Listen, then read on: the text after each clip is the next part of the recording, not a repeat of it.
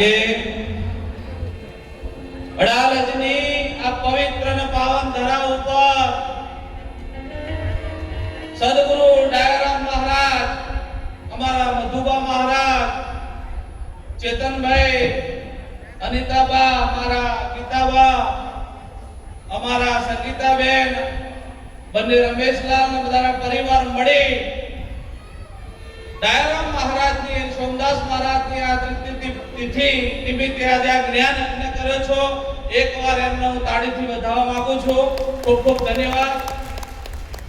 વ્યાસપીઠ ઉપર બિરાજમાન બ્રહ્મનિષ્ઠ બ્રહ્મ ક્ષોત્રીય મૂળ ગાદીથી પધારેલ બાબુરામજી મહારાજ, જ્ઞાન દાતા એવા અમારા પુરણદાસજી મહારાજ, ઉત્પલ નિવાસી, કોટડી નિવાસી પૃથ્વીરામ બાપુ, બાકી બધા મહાપુરુષો, મારા હૃદયને સ્પર્શ રહેલા બધા મહાપુરુષોને હું વંદન કરું છું. જય ગુરુ મહારાજ. આજે આ પવિત્ર જ્ઞાન યજ્ઞની અંદર આપણે સંતોના સમાગમમાં આવ્યા છીએ. સંત મહાપુરુષના સમાગમથી શું પરિણામ આવે, શું સમજણમાં આવે, વિચાર કરવાનો કે કેમ કે ભારતની અંદર, આખા વિશ્વની અંદર અનેક સંપ્રદાયો ચાલી રહ્યા છે. ભારતમાં જુઓ, સ્વામિનારાયણ સંપ્રદાય, રાધા કૃષ્ણ સંપ્રદાય, બ્રહ્માકુમારી સંપ્રદાય, કબીર સંપ્રદાય, કેવલ સંપ્રદાય, માનવ ધર્મ સંપ્રદાય. ભારતમાં અનેક જગ્યાએ સત્યને ઓળખવા માટે સંપ્રદાયોની સ્થાપના થઈ છે. પણ નિરાંતનું બાળક શું કહે? નિરાંતનું બાળક એમ કે દરેક સંપ્રદાયની અંદર સત છે, પણ સતમાં કોઈ સંપ્રદાય છે, દરેક સંપ્રદાયમાં સત છે, પણ સતમાં કોઈ સંપ્રદાય છે નહીં. આ મહાપુરુષો અજોડ યુક્તિઓ લાવી અને આ જ્ઞાન આપણને જ્ઞાનમાં નિષ્ઠા બેહારે છે. ઘણીવાર આપણને વિચાર આવે, જે મહાપુરુષ એમ કહેતા હોય કે અજર છે, અમર છે, અમર છે, આ અમર અમર કેમ બોલવું પડે છે? આ બધા મોતને બાળી ગયા છે. અમર અમર બોલવું કેમ પડે છે? એ બધા મોતને બાળી ગયા છે. અવિનાશી છે, આ અવિનાશી છે, અવિનાશી અવિનાશી કેમ બોલવું પડે છે? કારણ કે બધા નાશને ભાડી ગયા છે. કેમ કે આ દ્વૈત મટવાનો નથી. અહીં મહાપુરુષ કહે છે, ઘણી જગ્યાએ આપણે સત્સંગમાં જઈએ કે ગુરુજીએ મંત્ર આપ્યો. કે મંત્ર કેમ લીધો? કે મંત્ર ગુરુજી મંત્ર કેમ આપ્યો? કે મેરા ચેલા વૈકુંઠ જાયેગા. અરે યાર, ચેલા વૈકુંઠ જાયેગા, ગુરુ તો ખીચડી ખાતા હૈ અને ચેલો વૈકુંઠ જતો રહે. આ બધું પાખંડ ચાલે છે દુનિયાની અંદર. આ મહાપુરુષોના શરણે જઈએ ત્યારે ખબર પડે કે આપણા સ્વરૂપનો મહિમા શું છે, આપણું સ્વરૂપ કેવું છે. 4 વેદ, 18 પુરાણ, 108 ઉપનિષદ, ગીતા, ભાગવત, રામાયણ, રાત દિવસ તમારા ગુણ ગાય છે સાહેબ. પણ તમને ખબર છે નહીં, આ બધા તમારા ગુણ ગાઈ રહ્યા છે, પણ તમને ખબર નથી. ચંદ્ર સૂર્ય તમારા પ્રકાશે પ્રકાશિત છે, પણ તમને ખબર નથી તમારા પ્રકાશે કઈ રીતે પ્રકાશિત છે. આવા મહાપુરુષના શરણે જઈએ ત્યારે આ વાતને ચોખવટ પડે. કેમ કે કોઈ માનવા તૈયાર થાય કે મહારાજ તમે કાલ અત્યારે અમને હું સમજાવો છો? આ સૂર્ય તો અનાદિકાળથી ચમકી રહ્યો છે અને અમારો પ્રકાશ ક્યારે થાય? પણ અહીં મહાપુરુષો કહે છે કે સૂર્યના પહેલાના તમે છો. વિશ્વની તમામ વસ્તુને તમે જાણો છો. આ જગતની કોઈ વસ્તુ એવી નથી જેને જાણતા નથી.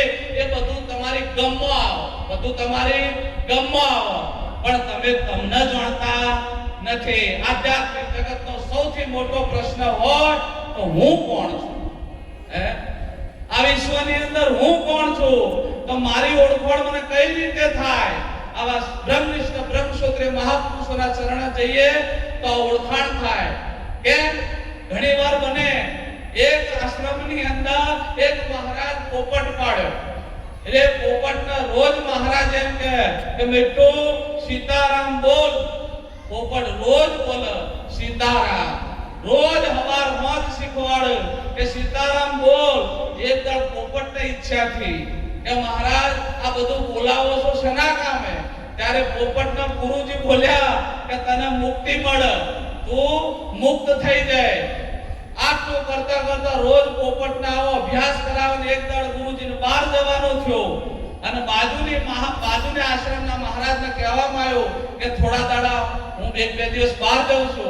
આ મારા પોપટને અભ્યાસ ભૂલી ના જાય એટલા માટે રોજ આવીને અભ્યાસ કરાવજો.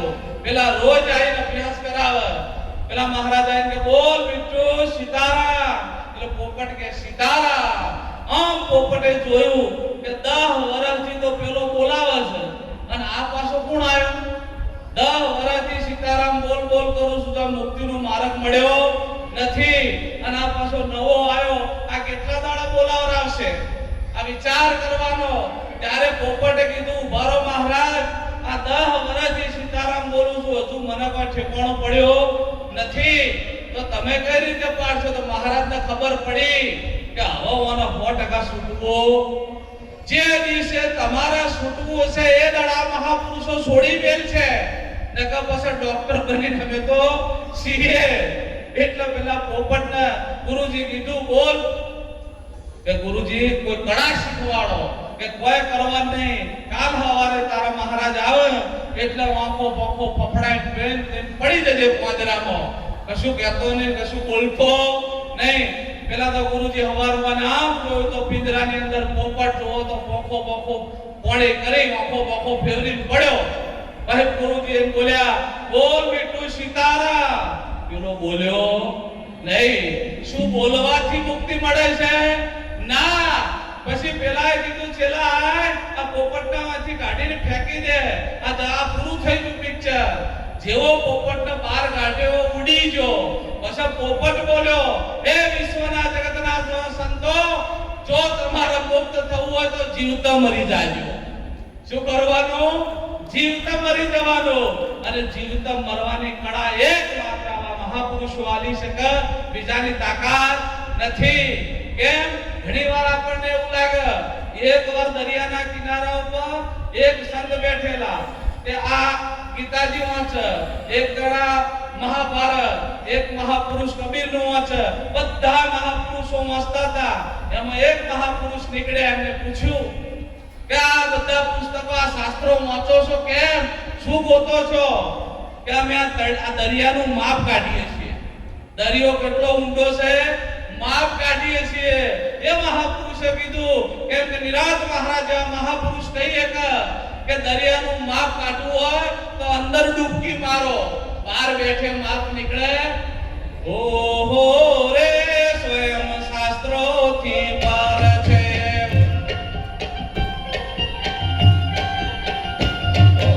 ઓહો રે સ્વયં શાસ્ત્રોથી પર છે.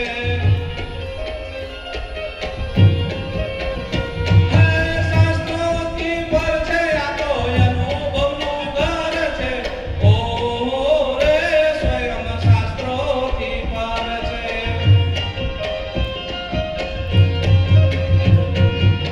અહીં મહાપુરુષો કહે છે બહુ વિચાર કરવાનો જીવનની અંદર. સંત મહાપુરુષોને સેવીએ અને જીવનને ઉજ્જવળ બનાવીએ, પણ આટલી મારી વાતને પણ ધ્યાનમાં રાખીએ. શું કહેવું છે?